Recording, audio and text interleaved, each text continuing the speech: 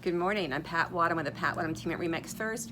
Just wanted to tell you some stories. People ask us why we're so successful at what we do, and it's because we've done this so many times, and there's certain things we look at with each house that we're selling or questions we ask each buyer. So I'm going to talk about selling this morning. So I've been working with a client for quite some time getting their house ready.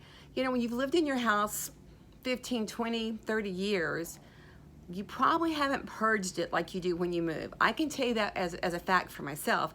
I used to move every 6 years, and you purge and you start your new house with less stuff, and then of course you accumulate more stuff.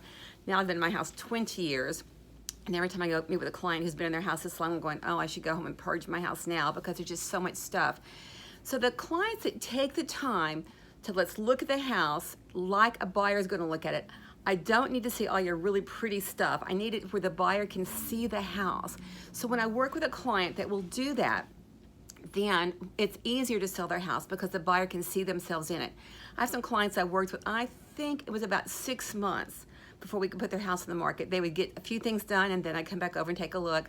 And they kept resisting me on one change they really needed to make, which cost some money. It was not cheap.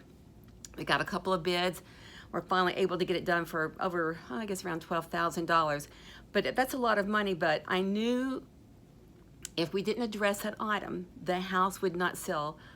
At least it wasn't going to sell for the money they wanted. And it's so funny how one little thing can stop a house from selling for the amount of money you want, because number one, the buyer doesn't want to deal with it. It's your issue you've had for years.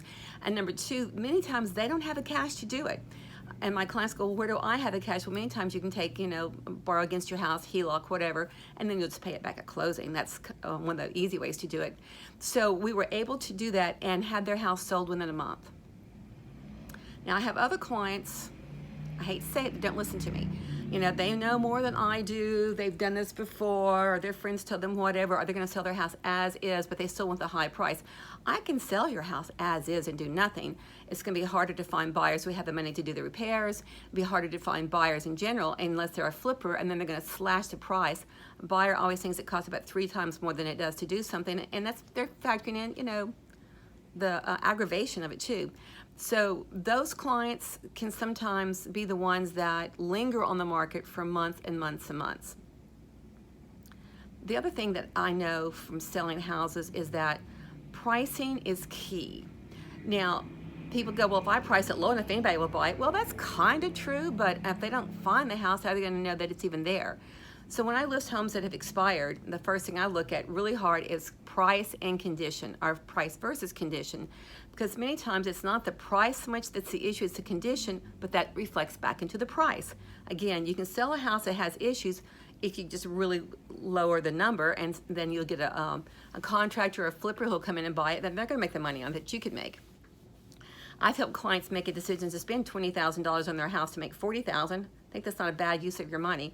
So, so then people say, well, if my house is expired, if it's just price, what can you do differently that would make it sell? Well, number one, I've got to make sure the price is wrong. And sometimes it was the marketing.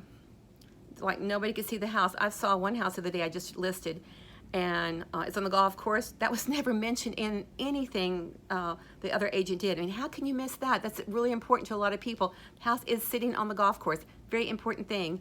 It's in a resort-style community. Agent didn't even mention that. They didn't mention the important things.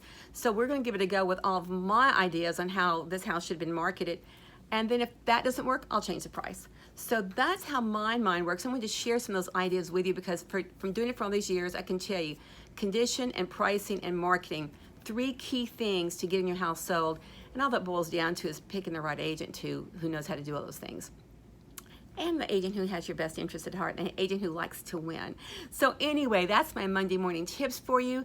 If you ever have questions about real estate or just the market in general, because our market's doing really well, give me a call, 225-298-6900.